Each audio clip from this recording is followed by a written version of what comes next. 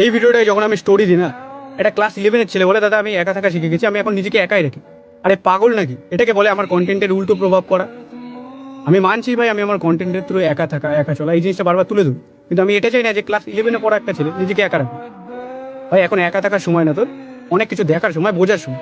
তোর যদি friend circle খুব ভালো না হয়, যদি খারাপ হয়, সেখানেও যা। কারণটা খুবই সোজা, খারাপ থাকলে তাহলেই তুই ভালো জিনিসটা চিনতে পারবি। মানে যে জীবনে কোনোদিন খারাপই দেখেনি সে ভালো মানুষ চিনবে কি করে?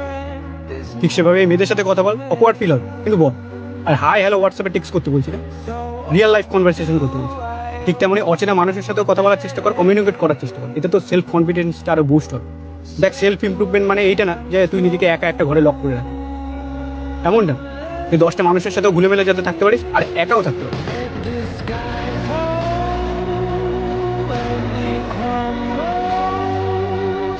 আর বাকি তোর জীবনে এরকম টাইম আসবে যখন তুই নিজেকে বানাবি, তো একা থাকতে হবে, তখন না একা থাকবি।